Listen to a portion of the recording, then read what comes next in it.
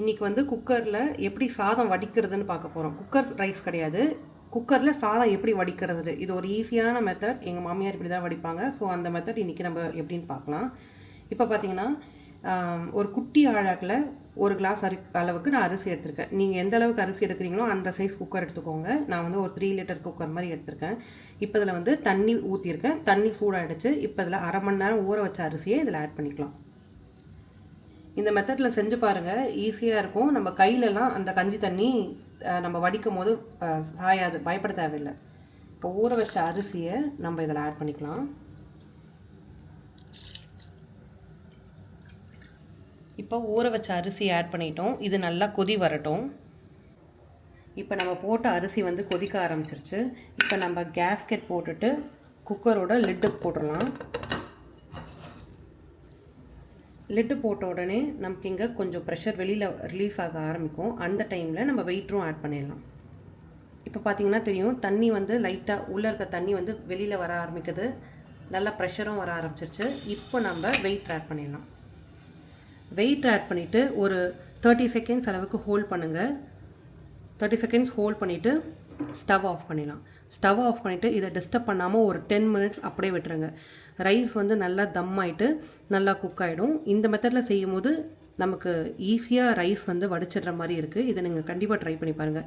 இப்போ இது ஒரு 10 மினிட்ஸ் கழித்து பார்க்கலாம். இப்போ பார்த்தீங்கன்னா ப்ரெஷர் ரிலீஸ் ஆகிடுச்சு. இப்போ ஓப்பன் பண்ணி பார்க்கலாம்.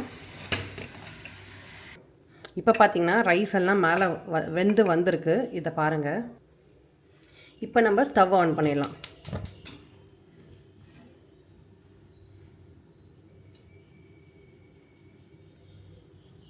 ரைஸ் பார்த்திங்கன்னா சூப்பராக வெந்துருச்சு. இது ஒரு 2 மினிட்ஸ் ஸ்டவ் ஆன் பண்ணிவிட்டு கொதிக்க வச்சுட்டு இப்போ நம்ம வடிச்சிடலாம். இந்த மெத்தடில் பண்ணும்போது ஒரு 20 மினிட்ஸ் 15 to 20 மினிட்ஸில் ஈஸியாக குக் பண்ணிடுற மாதிரி இருக்குது. இப்போ இந்த ரைஸ் நம்ம எப்படி வடிக்க போகிறோன்னா, இந்த லிட்டில் இருக்க கேஸ்கெட்டை ரிமூவ் பண்ணிடலாம். இது மட்டும் இருக்கட்டும், ஏன்னா நம்ம சாய்க்கும் போது தண்ணி இந்த வழியாக வந்துடும் சம்டைம்ஸ். ஸோ அதனால் இந்த வெயிட்ரு மட்டும் இருக்கட்டும். கேஸ்கெட்டை மட்டும் எடுத்துருங்க. இப்போ வந்து நம்ம சாய்க்கும் போது லூஸாக இருக்கும். ஸோ தண்ணியெல்லாம் கீழே விழுந்துடும். இதை க்ளோஸ் பண்ணிவிட்டு இப்போ நம்ம வடிச்சிடலாம். இப்போ நம்ம ரைஸை சாய்ச்சிடலாம். பொறுமையாக சாய்ச்சிக்கோங்க. அவ்வளோதான். இப்போ தண்ணி எல்லாமே கஞ்சி தண்ணி எல்லாமே வடிஞ்சிரும். இது வடிஞ்ச அப்புறம் எப்படி இருக்குன்னு பார்க்கலாம். இப்போ பார்த்தீங்கன்னா இந்த தண்ணி எல்லாம் வடிஞ்சிருச்சு. இப்போ நம்ம ஓப்பன் பண்ணி எப்படி இருக்குன்னு பார்க்கலாம். ரைஸ்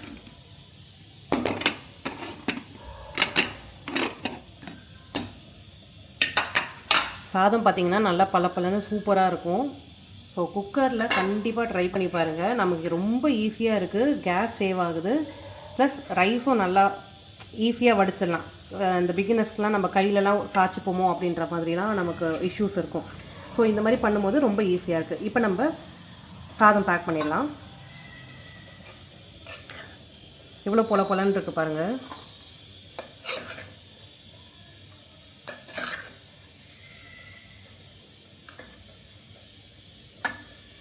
அவ்வளோதான். இந்த டிப்ஸ் உங்களுக்கு பிடிச்சிருக்கும்னு நினைக்கிறேன். பிடிச்சிருந்தால் மறக்காமல் ஒரு லைக் பண்ணிவிடுங்க. தேவ்பிரிஸ் கிச்சன் சேனலை சப்ஸ்கிரைப் பண்ணிவிடுங்க. உங்களை அடுத்த வீடியோவில் பார்க்கலாம்.